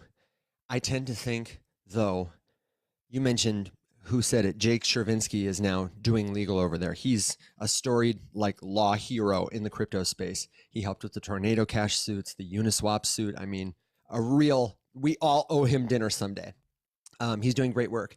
But I am inclined to think, just based on history, Bitcoin survived, Ethereum survived, Tornado Cash as code is surviving, even though the front end, who knows. So I think probably front ends will be regulated.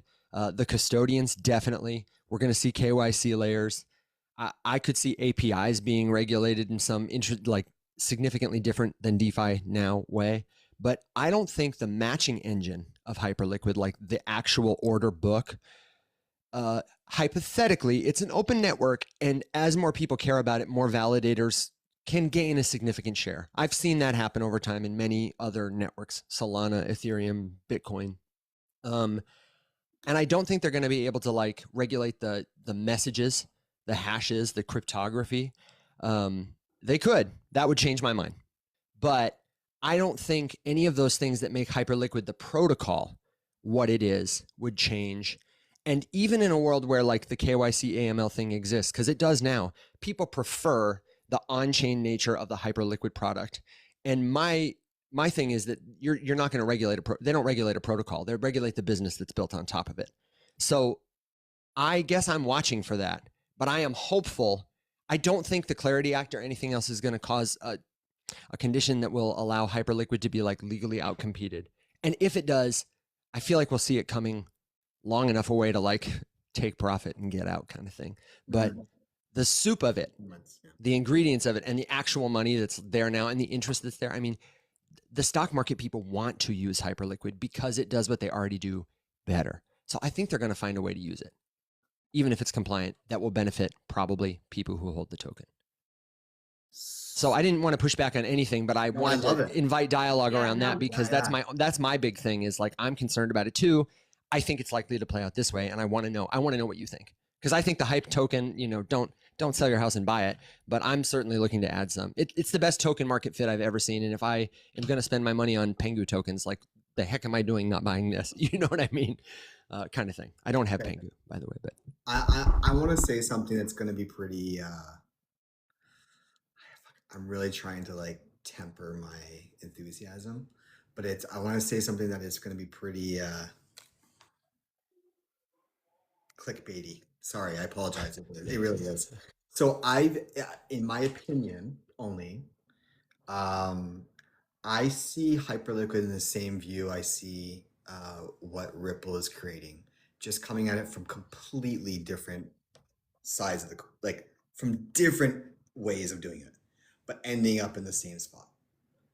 And I think that, and I'm not trying to say hey, buy Ripple. I'm saying that this is almost too big to fail for Hyperliquid, in my opinion.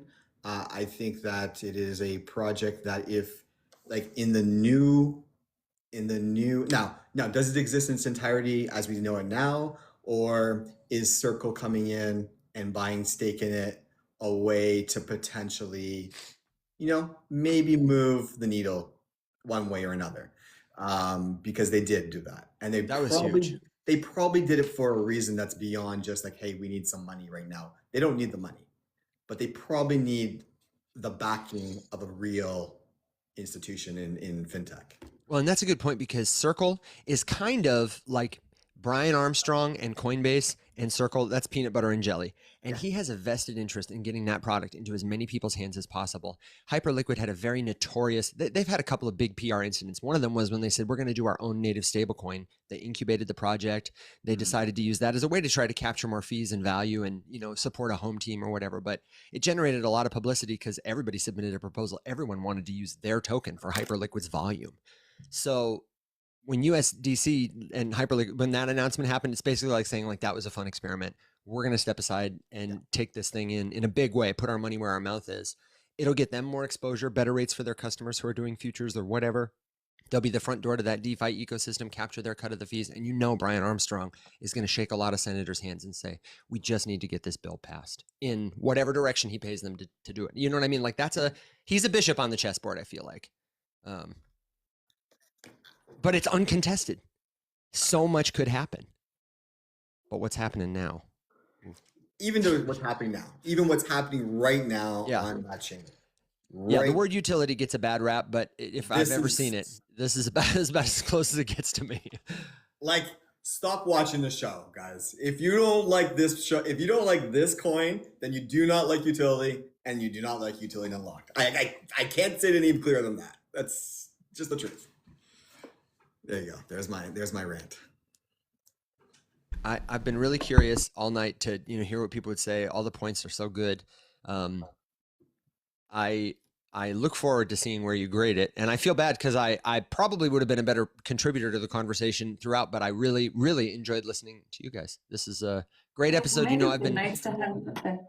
I've been begging for hype in the comments because I think it has such good token market fit, and I will say to the viewers at home watching, hello. It kills my heart a little bit inside that you would want to spend 2.5 hours on internet computer protocol. No shade. Love the tech. In a world where Hyperliquid is actively like eating a very fast-paced startup space. Well, I don't know. Where's ICP? Did they show up today? You know what I mean? Like they're snoozing somewhere. Evan, again, could I ask you what does Hyperliquid realistically look like in 5 years if everything does go right with them? If everything goes right with them, then you're going to be able to trade more stocks, commodities, other kinds of assets. Real world assets that we talk about are going to have much more tradability because of the environment, the wrapper that Hyperliquid would give them. And we talk about sometimes velocity of money. One of the reasons people are interested in something like Hyperliquid, whether it's Aster or, Jito is a sponsor of our show, and they're trying to build a trading experience like it. Everyone's trying to crack this nut because all the Wall Street people, all the fintech people, all the RWA people, they want this kind of wrapper to give their assets this kind of liquidity and velocity so that as soon as the Strait of Hormuz says, hey, we're going to do this now, whether the market is open or closed, not only can you trade it without needing to own it, but you can amplify your impact with other people's money that you borrow, leverage. Like that is what all of these companies and people want. It's super risky, but there is a place for it in markets. And in terms of markets, by definition, a solution to match people who want to buy, sell, share information. This is a very efficient market. So I could see it not only capturing more of the crypto market share if it succeeds, but more of what we call trading activity. It's going to happen on chain. And at least for the next chapter, if Hyperliquid succeeds, it will happen in an increasing way on Hyperliquid, the way TradFi has increasingly moved to tokenize stuff on ETH. But I think faster. Can I give you a follow-up? What do you think is probably the biggest hidden risk about the Hyperliquid ecosystem that nobody's kind of paying attention to or talking about right now? I think the usability is something to pay attention to. You had questions earlier. Where can I buy it? I live in New York. They don't sell it on Gemini. If you want to use it on chain, it's a crypto native product. You got to bridge assets to Arbitrum, probably have some ETH on Arbitrum for gas, know how to use a bridge, know how to get it over there, swap it for USDC or whatever else you want to trade. And then you got to be a pretty sophisticated trader to like get that, you know, it's not a beginner product, but just buying hype is hard. I think that retail is likely to be left out of that most. Again, the pro traders, they've already been there. The financial Wall Street TradFi guys, they are getting there or trying to get there as fast as they can. And you are the one who's left out of this experience. So I think that's not like a hidden thing, but it also creates there are lots of questions about the regulatory concerns of it because of how people have to interact with it. And I think regulating it would be like regulating thought. You know, crypto has survived, but that's a concern. It would change my mind if, I don't know, tomorrow a law was passed and World Liberty Finance got like, I don't know, $100 billion of Tether and $100 billion of USDC. You know what I mean? It was like basically every customer from Visa, Amazon, whatever has to use ours now. Like it'd be hard to compete in a world where that happened. And honestly, something like that could happen. But we'd see it coming from far enough away. I think that the other things falling away would be noticeable. So I will just say one thing. One time I've been happy to being a Canadian in the crypto world. You can actually buy hype on Coinbase in Canada. Hey. What? Ding, ding, ding. Now here's a question. Kraken, Gemini, Robinhood. Here's a question. Can you buy it? Pardon, sorry, say it again, Wewo. It says Kraken, Gemini, and Robinhood. I don't know about Coinbase. I can't look on my phone because I'm on my phone, but I don't know about Coinbase in the US. Do you know, Evan? I have to say, I don't. That's where I would go first if I wanted to buy it, would be Coinbase, and then I'd go to Kraken. And I've got to imagine that unless you live in New York or something like that, which, sorry, friends, the reason Coinbase and Kraken can keep you from doing that, even with a VPN, is because you signed up with your license. You told them where you lived. So I will find out, though. We can all find out together. Yeah. Okay, so I have a few questions. It's to the three of you. It's from chat over the course of the show, if that's okay. The first one was regarding PURR, P-U-R-R. I did miss it in my breakdown. Do you want to take that, Evan? PURR is a hyperliquid DAT. A DAT is a digital asset treasury. You'll start to hear that word if you haven't. Companies like MicroStrategy are DATs. They use their assets on hand to acquire crypto assets, Bitcoin. And then based on the value of those assets appreciating, they issue more shares. When people buy their shares, they use the money to buy more crypto assets. PURR does that with hyperliquid. And the effect, just as you do your research to see why would I pay attention to this, is to watch the price lines and how they move. How PURR creates a sort of amplified exposure and a sort of delayed exposure to the movement of, you think they just move together, but they don't. And understanding that will help you understand other DATs too. Digital Asset Treasury, PURR. And it's a stock. So you would buy the stock. Yeah. This guy's a freaking home run, let me tell you. And they leverage, is it leveraging, Evan? Like, no, it's like MicroStrategy. They buy the asset, issue more stocks, and use the money that you pay them for the stock to buy more of the asset. They all have like a slightly different secret sauce in terms of how they buy and when they buy to guarantee a return or whatever. Michael Saylor just offered like 4 new products that do this a little differently. So, you know, but there's no leverage this time. It also was the original like meme coin, right? PURR. Yeah, there is a meme token on, I think it's on Hyperliquid that's PURR, although I think it's Hyper. Don't quote me on that. It's been a long time since I looked into that, but you know, could be the move. Okay, so the next one was Hester. Hester Pierce said no synthetics would be allowed. What? I'm sorry, I don't understand. So synthetic trading in the few, I guess after regulation, no synthetics would be allowed. Where'd she say it? Can I look it up? I mean, now this was a statement / question, so that is a good question. That seems like it seems. Crypto Mom Hester Pierce excludes synthetic tokenized.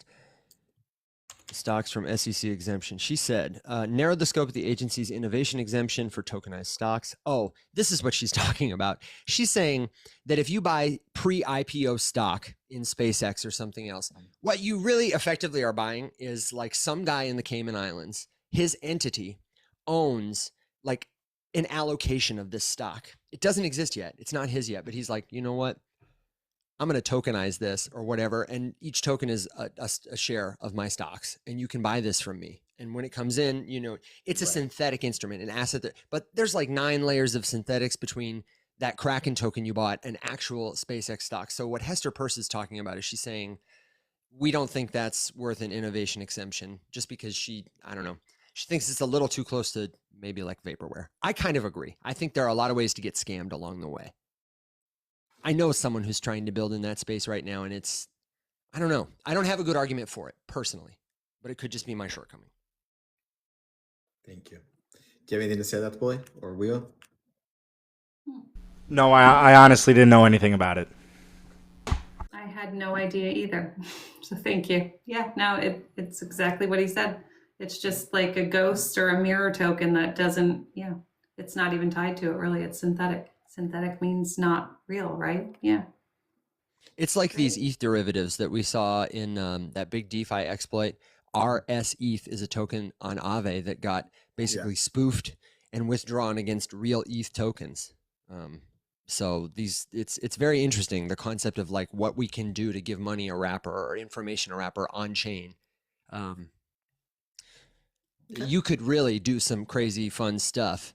And I think some of it is novel and will be helpful, but I personally think pre-IPO tokens are mostly a way to make Cayman Carl rich. The last question was regarding hyperfabric connection to Hyperliquid. The hyperfabric, like the actual hyperfabric. Yeah, yes. I'm gonna go with maybe. I'm probably gonna say no, but I could definitely look it up. Yeah, I'm looking. I've never. I see Cisco Nexus Hyperfabric, a data center product, but I don't believe there's any relation. If there is, I'd like to learn about it. Hyper fabric, hyper liquid. It sounds like we're super hyperfragilistic expialidocious. You know? No relation. Okay, so we're gonna go no. Okay, before we do the little score, do you guys have anything else you want to add? I would just say thank you again. I love getting to hang out with you guys. The backgrounds look great. The show was excellent. Finally, some justice in the chat for the hype stands. Evan, no, stick around because you're going to give your score as well. Great. We want your score too. No, I was planning to. I just wanted to thank you in case I forgot later. Go over the rules again. Tell us how we're supposed to score. You can score whatever you want to give it. You can give your the pros and cons, little wrap up. I'll be brief. Yeah, exactly. Bully, we'll go start with Bully. Go to Wewo, me, then Evan. Bully? I'm actually going to give it a pretty decent score. I'm going to go with an 8. Going with an 8 for it, which might have been one of the highest that I have scored so far. So it was one of the highest. I think it might have been the highest for me, and it was a 7.8. Yeah, super strong. I feel like it's got, great potential. I do a weighted score, so of course it's over pretty much everything that we've talked about. The technology, the team, the tokenomics, the compliance, the adoption, the ecosystem, and community trust. But I will say, as regulations roll out and we kind of see this landscape changing and evolving, my score could change a little bit. And I just want to clarify, with regulation, I don't necessarily see this going away completely. I'm just seeing it being a little bit more capped, if you will. I don't think that they're going to allow it to go crazy, but I still think it's a strong competitor, and I would like to see where it goes. I will probably, have a bag. Clip it. Okay. So, I wrote something for you because I really wanted to make my sentiment clear. The regulation pitfall scares the bejeebies out of me. And I also don't love the fact that that users of the system don't have to use hype. But I am absolutely willing to take the trade-off. We didn't rate projects at the inception of this show, so Hyperliquid gets my highest rating to date. I gave it an 8 out of 10, and I have a note here saying Evan might convince me to go to 8.5. I don't know. Maybe I could be 8.5. We'll see at the end of this if I give it an 8.5. But I'm definitely an 8. Full disclaimer, I now own and will continue to acquire hype. I'm not in any way telling you guys to, because lawmakers and TradFire are going to be gigantic obstacles. But I do want to thank the Rums community for bringing this to my attention a while ago. I also want to thank Consensus for the Hyperliquid panel discussion, which was amazing. And more importantly, you guys for forcing me to look behind the curtains of Hyperliquid, because I wouldn't have done it if it wasn't for you guys last week. So I am all in. Man, what an endorsement. Good for you, chat. Everybody who watches this show wins on that one. That's good. I want to ask you a question before I give my score, which is, you guys said this earlier. I think, Bully, you said it, and Dan, you said it just now about why you don't like it that they don't use hype as like the trading token. I'm curious about why, because that's not a big deal for me. I in fact glad that they don't. I think, but I'm open to learning. Because of bottlenecking. I'm glad they don't, because I think stablecoins are a better trading instrument and settling instrument, and it creates more friction to make people use hype token to do their trading with. And the fees are still accruing the same way. Like we wouldn't get any more fees or like juice out of the tokenomics if they used hype. I think they would just add friction. Personally, they would deepen the liquidity for it, but the liquidity is already so deep. And they want it to be deep with stablecoins. If I'm hype, I want hype, but I also want stablecoins. I need as many stablecoins as you can give me to do the job of settling. This is actually a much deeper conversation. If it had its own like pool that you could go in and out of, you know what I'm saying? Yeah. You could definitely make fees that way too. Right. It is just. That's the only thing I would say, where now you can go from you don't have to USDC. You can use whatever you want, come into hype, come back out with USDC. That way it's always the same, what you're talking about. I completely agree. You can't just use hype. That's all, because it's too volatile. So in that case, I agree. Now, with regards to the question of like bottlenecking, I mean, that just increases the price of the token, in my opinion. Got it.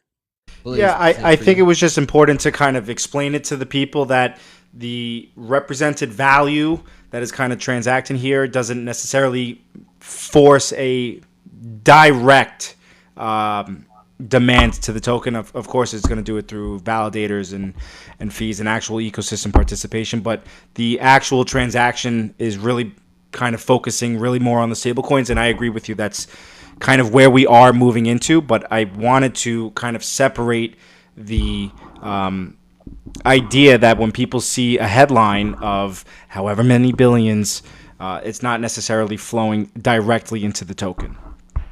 Are you familiar with like the way that they do it, the formula? I thought I heard you explain it earlier, but I understand it to be about as direct as it gets. That's when I say token market fit, I mean like when there is trading volume, the protocol makes fees, and the fees are routed to something called the assistance fund. It's a smart contract. They hold the keys to it, so they could change this, but it's against their interest because it drives up the value of the token, which benefits everyone. That they do hype buybacks, like money gets deposited in the treasury and some of it is used for the buybacks. And that is the thing. Taking hype off the market in correlation to how much people use the platform is what causes the buyback and removal of circulation. Direct buy pressure. You know, if it makes $3 million into the fund, then that's like almost $3 million of pressure. You lose a little because there are fees there too. But it's direct. It's actually fantastic. Every protocol should look at what they're doing and take a minute. take a minute and you just be like, there. Now, the reason is it's selfless. It starts with the people in charge at the very beginning. Now, Evan, are you saying that all of the fees are 100% bought back in the hype token? It's not every single fee, but it's significant. It's a significant port. It's not just like 0.001. It's like it's the most aggressive buyback policy in crypto. I could get the math on it if you give me 30 seconds. Yeah, please. But it's, yeah. It might be hard. I don't have a DeFi Llama Pro. Let's see what I can find.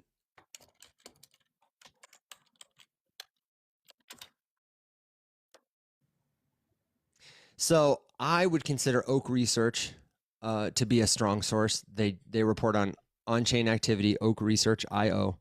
I was in a funding round with them for Octave. They're great. It looks like they've got, oh my gosh, is it Solom, the Chief Gift Officer? Good to see you. CGO? Let's see. It's so great. That's right. That's right. CGO. I'm going to change his name in my phone. So I will tell you another thing that concerns me is that on slow days, open interest does fall. And it's, it's not like it's still the best performing token in crypto in terms of revenue by far, like even on its slow days, but it does have slow days. It's not immune to the market. There's less open interest than there was at the peak. Technical context, TV, I like TV.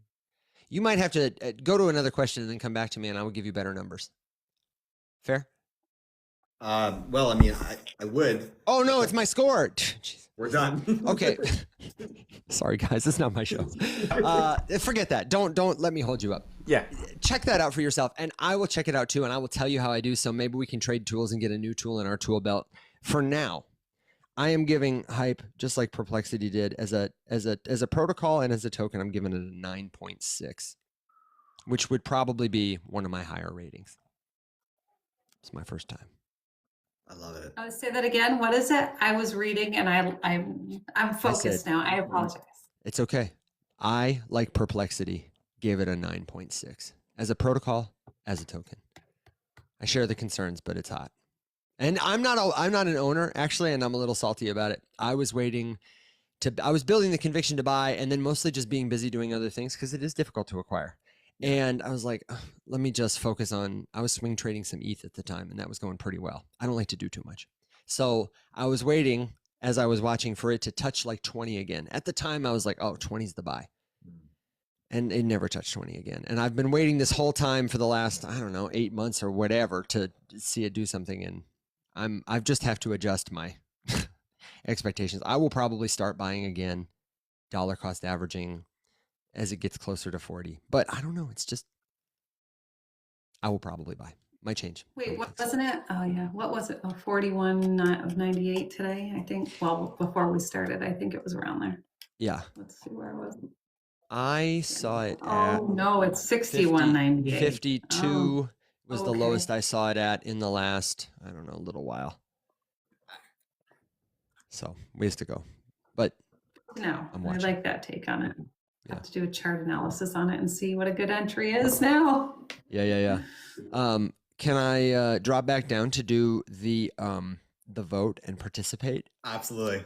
Oh my gosh. Excellent. Thank you so much for inviting me. I'm here anytime for anybody. If you're seeing me for the first time, my name is Evan. I help people understand crypto. And if you have questions, they're welcome on my page or in the community at my bio anytime. Hope to see you on a live show. And if not, I'll see you in the audience here. Bye for now.